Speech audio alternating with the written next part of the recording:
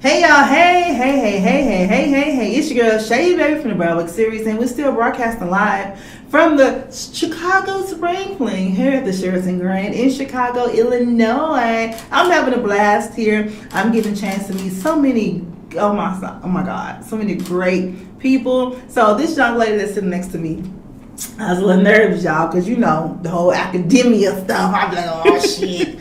I like to cuss and clown, and I'm from the country, so my words might not come out just right. And then my lips is big, so sometimes, you know what I'm saying, I fumble a little bit.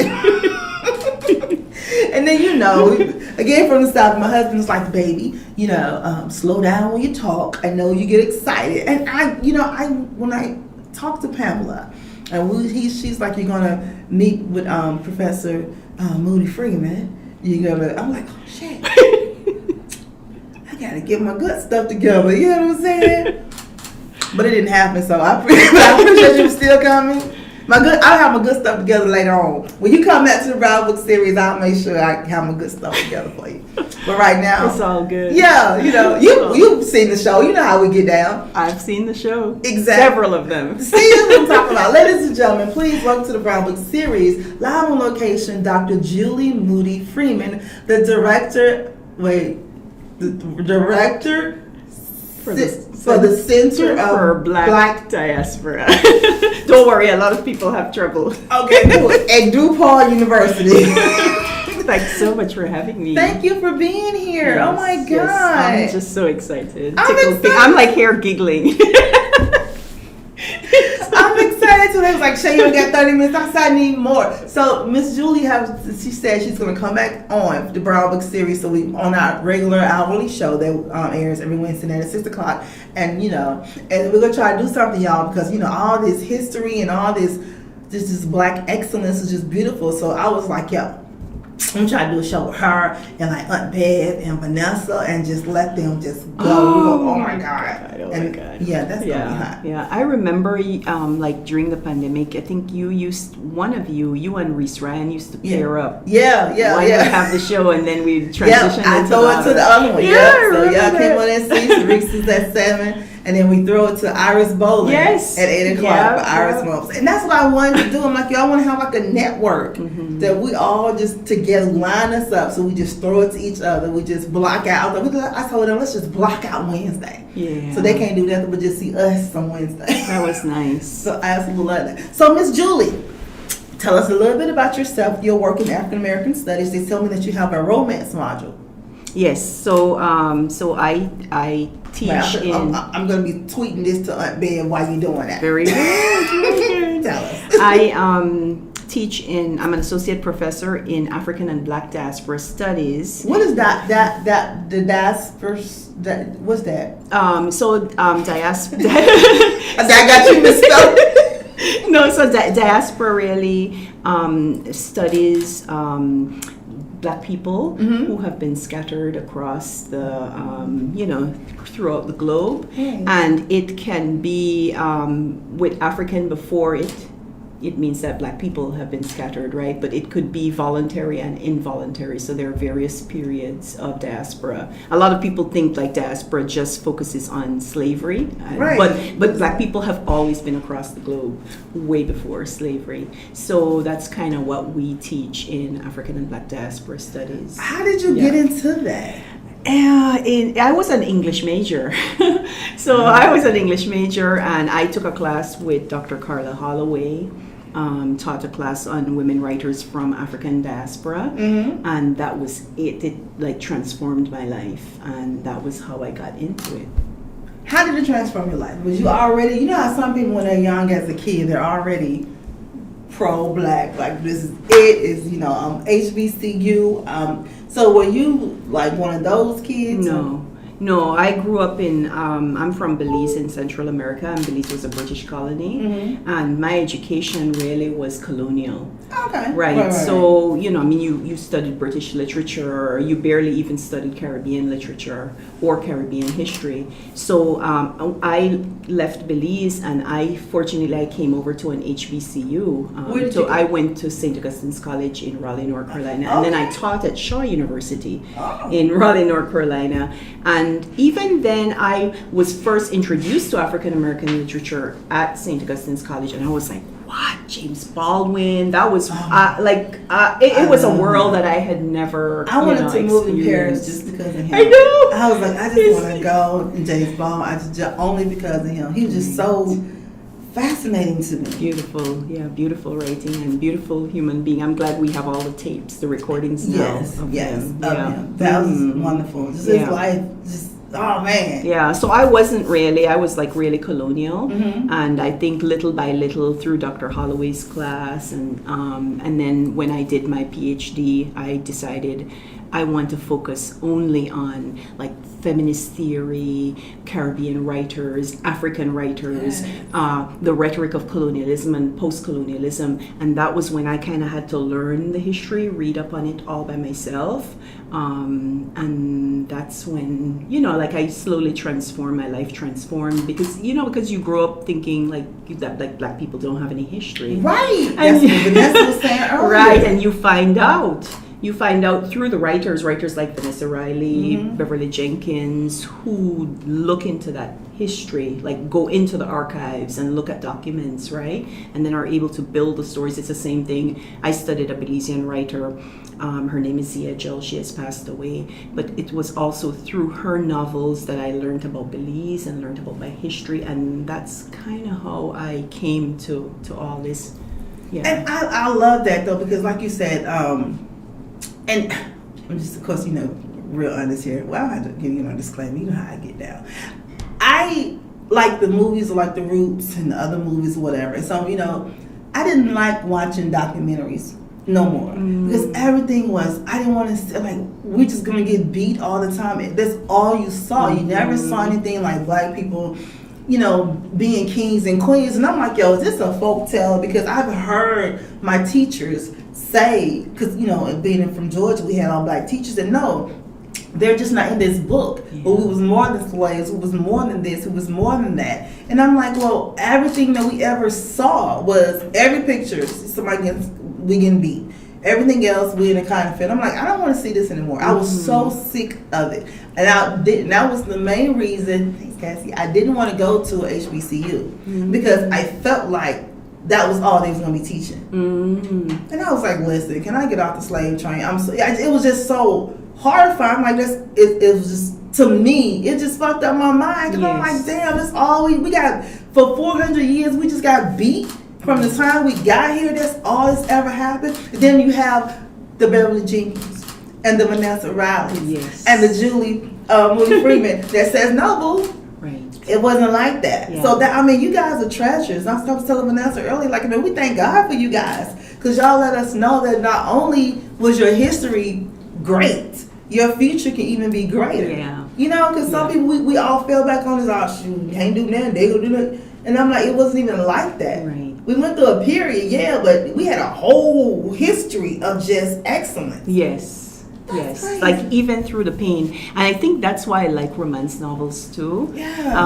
I like all of them, but I think the Beverly Jenkins and Vanessa Riley, they really help you to understand, and Alyssa Cole, right? Alyssa Cole, yes, you're right. Piper Hughley, they help to show you, and even if you look at books like that are not romance, but Harriet Jacobs' Incidents in the Life of a Slave Girl. There's a book that came out, Black Love Matters. Jessica Pride, right? And so one of the things I talk about in that chapter in terms of love is that a lot of times we become so overwhelmed by the trauma that we forget that Black people were able to find moments of love. And like in that book, Harriet Incidents in the Life of a Slave Girl, you see the tenderness between Harriet Jacobs and her son, and not her son, but her brother, but they're hiding it from the slave master, right? And so Black people were able to, even when like I have my students read slave narratives and stuff, I point out those moments when they're fixing their hair, they're just loving and enjoying each other. Black people always loved, and that we shouldn't believe that that just because they tried to break us, Right. they enslaved us, stole us, all those things, that Black people didn't, like lost all that love. Love for They each did other. not. You would think because that happened to us that we would be more closer as a culture than anybody else. And I think that we are. But sometimes I feel that in terms of publishing, or maybe even in terms of films, we have to also remember that people are making choices about what gets published. That's true. That's true. And That's so, true. right. Yeah. And so I think with these writers, like the romance writers, for example, they are able to carve a space in publishing to show us about love. That's like the best thing I love about romance. Me too. I love me some romance. Now, have you ever authored a book? A romance book? No. Do you think you're going to write one day? Oh my God, I don't know. I think, it's funny because I am never bored, Right. because I always have stories in my head, but I've never trying to put it onto paper. Okay. So Okay. there are always constant stories that are in my head, love stories that I do, but never written. In my head, that's so crazy because I have them in my head too, right? And so one of the authors, she was like, Sharon Sikoop, I love Sharon Sikoop. Hey Sharon. Sharon's like, yo, so you need to put them on paper. I was like, girl, they will lock my ass up. I want to read them now. And she was like, no, I will help you. We will comb together. I was like, I didn't know. I wondered about that. I'd ask maybe my son and husband, do you have stuff in your head? Do people walk around him who's here? Do you all have stories in your head? You have stories in your head, Lee?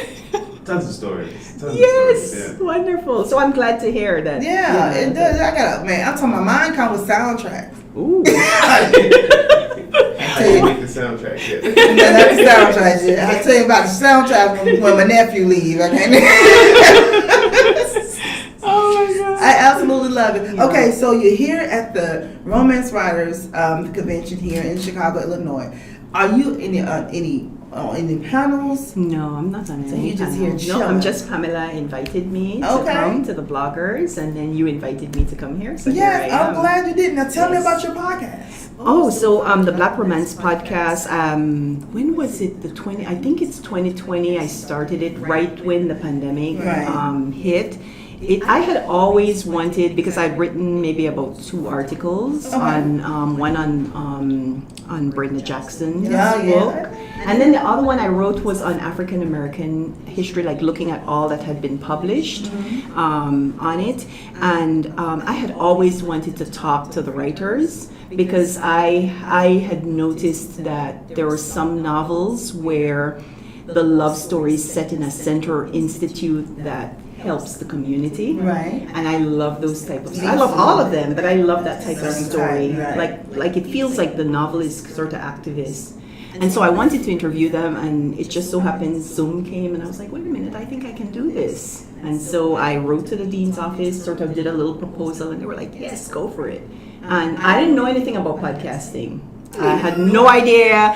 I didn't know if it would be successful. I just had this urgency that I wanted the voices. I wanted to hear the writers in their own words. Yes. And Literally in their own yes, words. and so I'm going to just try to maybe build a history, because when I was doing the research, I couldn't find. You could find stuff in newspaper articles, but people really didn't write about Black romance in a scholarly setting. Right. And so that's kind of how it started. And so I just wrote people on the website. First person to respond was Sandra Kidd. Okay.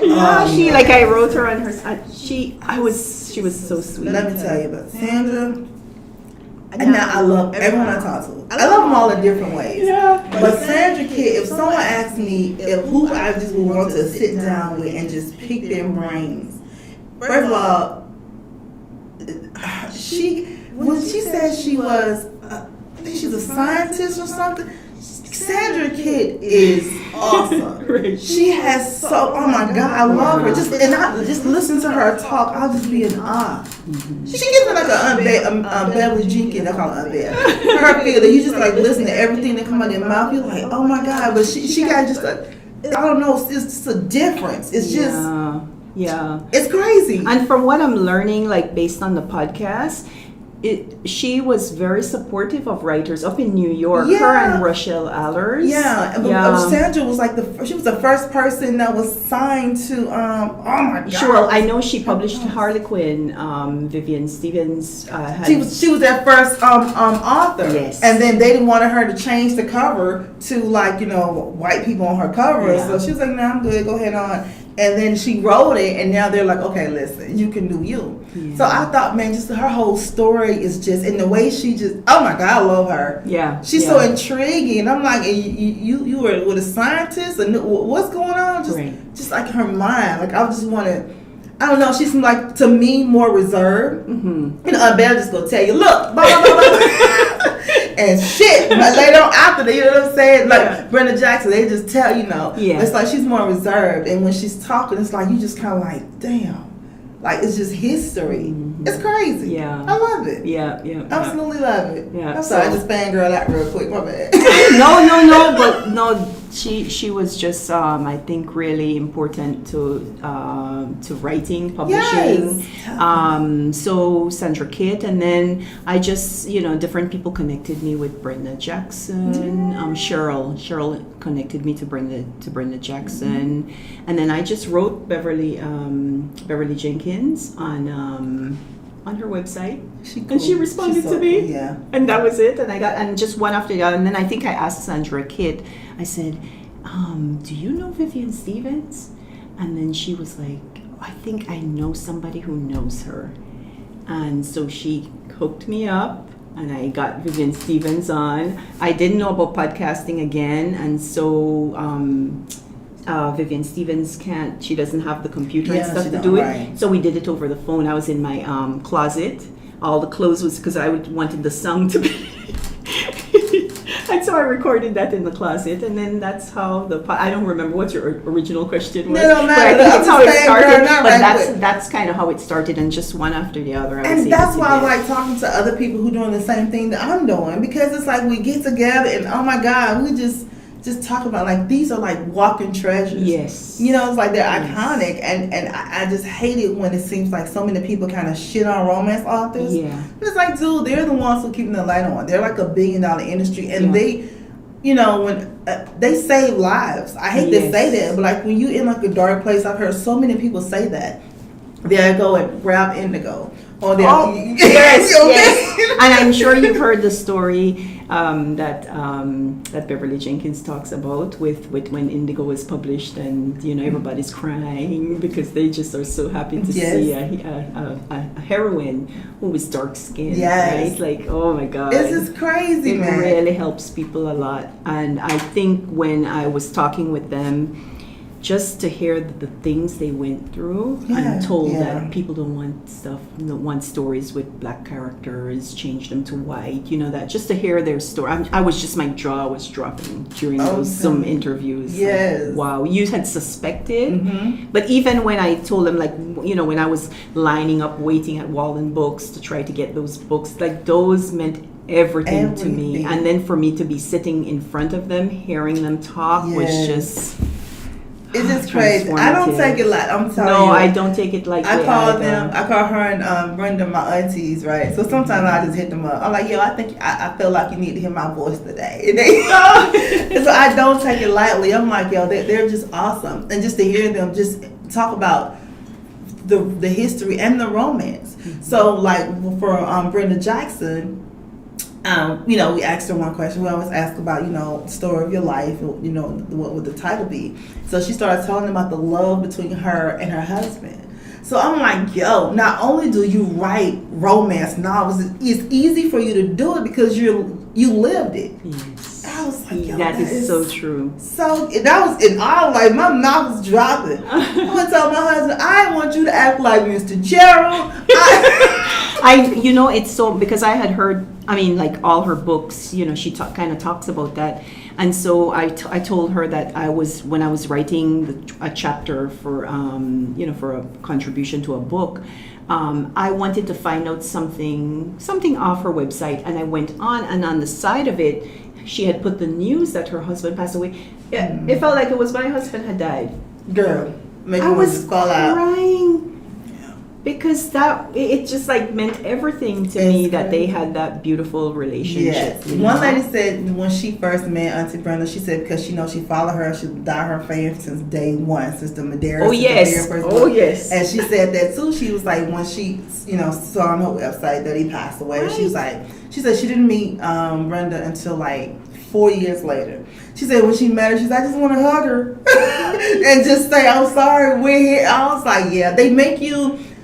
They just got this weird gift. They do have you know what I'm saying? They can tell some stories. They can tell some stories, but still be so relatable that you feel like you could just go home with them and lay on themselves and go to sleep. It's just, I just love that. Yeah. And I'm glad that. And I'm glad you're able to talk to them and experience the same thing I'm experiencing. Yeah. And I like how they sort of bring along, Beverly Jenkins supported Alyssa Cole and Piper and them in the book that they wrote, Juneteenth, and so what I've noticed doing the podcast and writing about Black romance is you see there's a tradition of Black women in the 1800s, right. the Black clubs women, and they believed in lifting as we climb. And Yo, I like that. Yes, and That's see them. You see them. Yeah, I interviewed. I don't know if you've ever heard of Celeste Norfleet. Celeste Norfleet, she also, I interviewed her in season 2, and she, there was a quote she said, how, like when she went to a conference, she didn't know anybody, and over you hear writers saying that when you interview them, they didn't know anybody. Next, here comes Brenda Jackson and Beverly Jenkins. Come on, Rachel Lairs, come on. And they help to support and embrace. They're always embracing. Always lifting someone up. And so they said, they were helped when they came along, and you got to bring the other one up with you. Yeah. You gotta help them to make beautiful stories about Black people, right? So that's the kind of stuff that I talk about. I love it. So when do you come on? Well, I haven't come on recently. I had the first season. You didn't work it. Man, DePaul so like, hey, tired. I need to come on. Yeah, so I did the first one 2020, and then I went like I guess maybe August to October, and then I came with the other one in 2021. I went like May to August. Okay. And then I really wanted to like seasons. So I wanted to do season 3 May, but I won't be able to meet that deadline. So hopefully in the summer I'll be able to start back up again. Well, definitely let me know when you start back up. So of course, we always are like, listen, you finish looking over here, you go to look at Julie now. Don't we all together? Yeah. So that sounds like I was telling you one time. I was telling Reese Ryan in the Iris Bowl, I'm like, we all line up together. We throw it here. We right here. And so, I had Reese Ryan on too, but I haven't had Iris Bowling. So you need Iris Bowling. Yes. I'm making my list. Because I'm learning her contact. I'm learning as I go. Yeah, you need Iris. But remember, I was telling you too how we're coming out because of the podcast. Mm-hmm. I work with this organization, International Association for the Study of Popular Romance, and they have a journal. About that. Yeah, they have the Journal of Popular Romance, and I proposed doing an issue, and so Margaret Hendricks, who is Elizabeth Race, writes as Elizabeth Race, we co-edited. So in that issue that will come out online will be all the interviews from season 1. And we build a bibliography of not only things that are written about Black romance, but also podcasters. Because I feel like they are capturing history. So I put yours in it, the Brown Book series, and I put a number of other podcasters. And then there are articles that are written by Nicole Katrina, Piper Hughley, and a bunch of others, Rita Dandridge and Jamie. I forgot. I'm sorry, Jamie. I forgot your name, but you'll see all of them there. They know we love them, right? It's so many of them that you're trying to. Man, I'm telling you, because our show come on once a week. And I'd be like tripping. I'd be like, for the ones who have audibles, thank God for them. And I can listen. Yes. While I'm doing that's what stuff saved me. Yeah, listening and getting it and whatever. And because when you have to read them every day, I'm like, oh my God. So I told my girl, hold on, I got to finish this book. Yeah, let me get it, soak it in. Okay, cool. Now let's go to the next one. I'm like, everybody got no Cliff Notes. Oh my God, Jesus. You can't have Cliff Notes because it's romance. And I be like, I need to know. Okay, let me just start over. I need to read this whole book, and then once you get into it, a real good one, before you know it's over with anyway. So I love that. But anyway, that will come out. That journal will come out because I want to keep documenting as best and as long as I possibly can to keep making sure that we don't forget what what our founders or mothers, aunties did to make it possible for us to be here today, That's what's up. Write and publish. Yeah, God bless you on that one, girl. Thank you. I love it. I absolutely love it. So, okay, are you gonna hang around for the book signing? It's what is it? 3:00? From 3 to 5. I think I might slip up here at 3. See what's going Yes, on. What the and hell? buy some books. Buy some books. Yeah. They just go around and hear Vanessa talk crap on her table. She's just me talking shit. She know nothing else. So she said, I'm be signing books, drinking water. I'm like, yes. Oh, that's so nice. I'm a sneaker of cranberry juice or something to make her feel good. Make her feel good. It was so awesome meeting you. I'm so glad you asked me to be on your show. Definitely. You have to come back and we have to do something. Definitely we have to do something. I would love to. That's going to be high. We can have like a, Maybe we could read a good book or something and talk about it. Yes, and talk about that, or we can interview, or we can do whatever. And we're having Raw, the Romance Readers and Writers experience in October 20th and 29th. You know you need to be there. Where is that? It's in Alexandria, Virginia.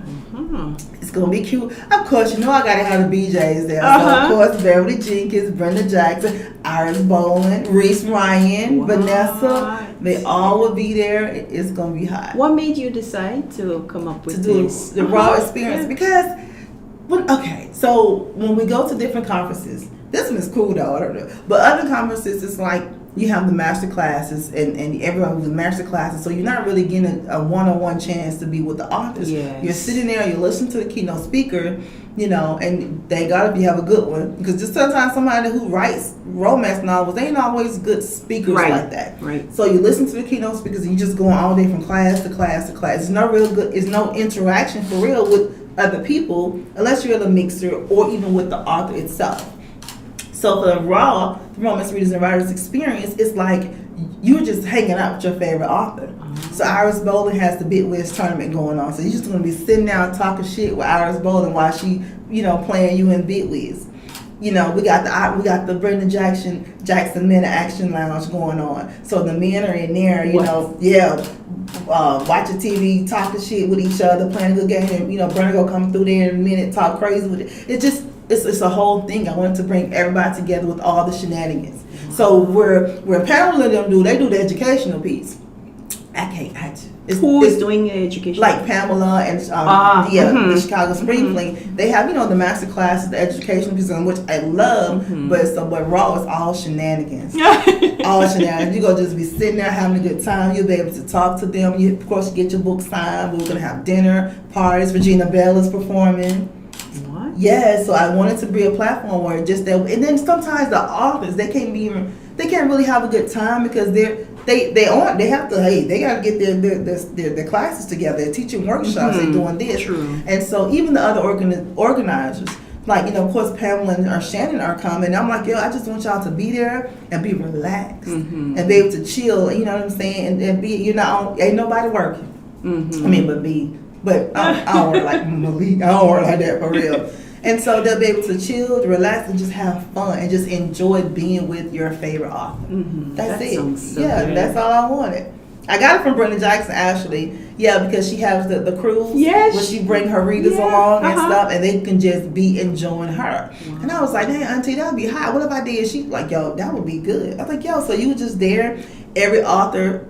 They all got a special talent. It's something about them that we don't know. So when we get into it, like Elle Wright, she's a award-winning flutist. And other authors, they're like opera singers and shit. So I was like, yo, we finna have a whole showcase. Yeah. So it's a 1 day, 2 day. No, it's on Friday and Saturday. Okay. It's October 28th and 29th. Okay. Yeah, put that on my. She'll put on your calendar. Yes. That sounds so good. Then my world over here in the entertainment world, I'm like, we're gonna bring it over here in the romance world. We're gonna party, have a good time, talk crazy to each other. You know what I'm saying? You get to see Sonali Davis that she's gonna come over and show me how to do the Bali beat. I'm telling you. And that's it. So they can just see the authors in a different light. Yes. And be able to ask them, able to ask them a different type of question. Right. You know, one young lady was saying, because she had recently lost her husband. So she was like, dang, you know, I'm like, yo, you need to talk to Brenda Jackson or Beverly Jenkins. Right. You know what I'm saying? Right. You're reading their books and that's getting you through. But if you could just sit down and just really ask them how you made it How through. did they make it? That's Yeah, you know, yeah. and so that's the whole thing. That's why all the platforms that I build is all about bringing the authors and the readers together. Mm-hmm. And see, we already feel like we're part of their family anyway. Yeah, we do. We know everything. Well, not everything. Not but everything, we think we know. but we think, you know what I'm saying? Yeah. But just be some other questions. We might be like, what the fuck? And they barely gonna say what the fuck back before she answers. Right. I love her so much. It's a shame. Yeah. I remembered Jamie's last name, Pritchard.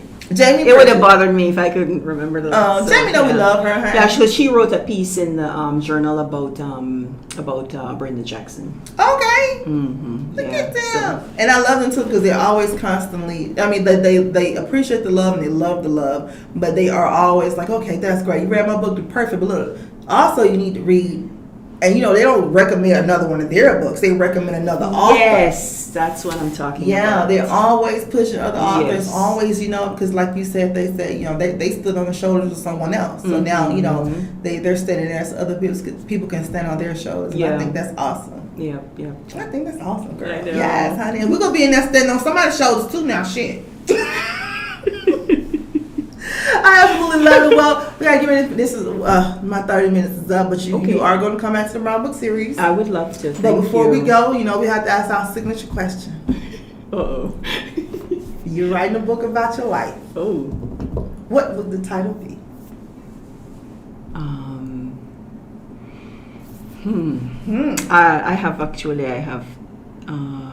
I think I have like a two-part. Can I have two Oh, books? yes, ma'am. I have one book, I think, that wants to be like Love and Protected, because I don't know. I don't think that I would have made it this far without some kind of higher, Right. higher help. Yeah, with that. I think the next one would be I Will Have Peace in My Life. Oh, that's sweet. Don't want anybody to bring drama, nothing. None. Like with the rest of my life, I just want Just some peace. I like to tell people, if I gotta be in here by myself, Right. as long as I have peace, I'm all Yeah, right. if you come in right. You come in right, we can cool. make it, yeah. If you don't, you gotta get the hell on. Right. Hanny. Shit.